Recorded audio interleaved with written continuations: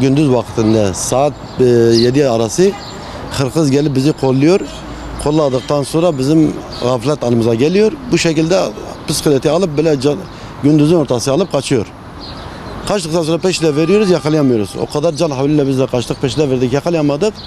O esnada bisikleti alıp kaçtı gitti. Yani emniyet müdürlüğüne verdik ve emniyet birimlerine verdik. Gerçekten gelip baktılar, görüntüleri aldılar. Fakat şu ana kadar bize bir bilgi vermediler. Ne oldu, ne bitti bizim haberimiz yok. Evet, önce gerçekten de bu akşam dahi dün gece komşuların evine girmişler. Birçok paraya çalmışlar ve buna da hatta iki aile bize şikayete geldi. Bizim kamera görüntülerimiz var. Kamera görüntülerinden Kırgızlar gelip çalıyor, kaçıyorlar ve Kırgızlar eşkali bellidir. Göz önündedir. Yani niye devlet bu işin üzerinde durmuyor? Niye bu millet mağdur oluyor?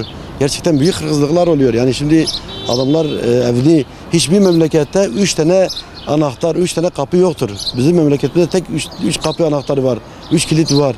Yani bunu dikkate almamız lazım. Bunu emniyet birimleri buna dikkat etsinler. Yani milletin canı, malı, yani artık hem canından hem malından güvence altında değil, güvencesi yoktur. Buna bir dikkat etsinler yani. Bizim endişemiz hem malımızdır hem canımızdır. Yani şimdi Kırgız'ı yakalasak, vuracağız, döveceğiz. Vursak, dövsek biz hatalı olacağız, bize dava açılacak. Yani devlet daha iyi biliyor.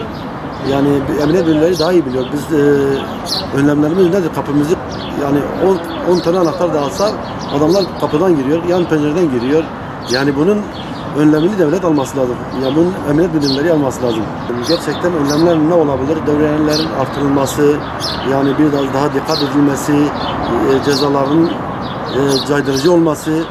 Yani caydırıcı değilse zaten adam emniyetten giriyor, ön kapıdan giriyor, arka kapıdan çıkıyor.